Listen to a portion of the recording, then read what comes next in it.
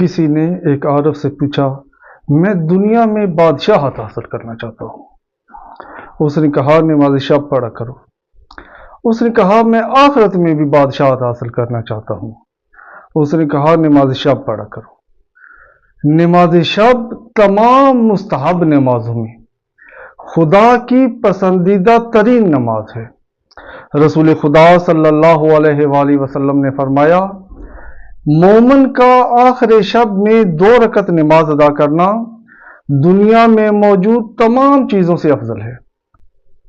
रसूल खुदा सल्लल्लाहु अलैहि वसल्लम ने नमाज शब पढ़ने वाले के बारे में फरमाया, जो भी शख्स नमाज शब पढ़ता है खुदा उसके लिए अपनी रहमत के दरवाजे खोल देता है, उसके रिज़्क को आसान कर देता है, उसकी मुश्किलात हल कर देता है, उसके गुनाहों को माफ़ कर देता है।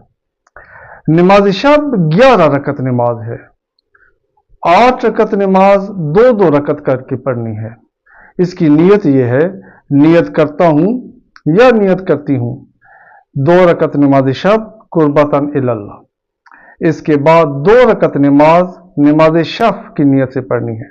इसमें पहली रकत में सूरह हमद के बाद 1 मरतबा सूरह फलक पढ़ें और दूसरी रकत में सूरह हमद के बाद 1 मरतबा सूरह नास पढ़ें।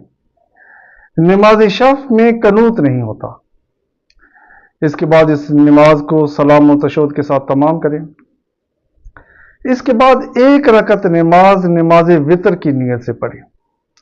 इसमें सूरह हमद के बाद 3 मरतबा सूरह तौहीद, 1 मरतबा सूरह फलक और 1 मरतबा सूरह नास पढ़ें। इसके बाद कुनूत के लिए हाथ उठाएं और 40 अफराद के नाम लें और दुआ करें। मुस्तहब है कि कनूत में 70 मरतबा अस्तगफिरुल्लाह रब्बी व अतूबु इलैह पढ़ें। 7 मरतबा पढ़ें, हाजा मकामुल आइज़ बिका मिनन नार। इसके बाद 300 मरतबा पढ़ें, all of all of all of. इसके बाद नमाज को तशहुद व सलाम के साथ मुकम्मल करें।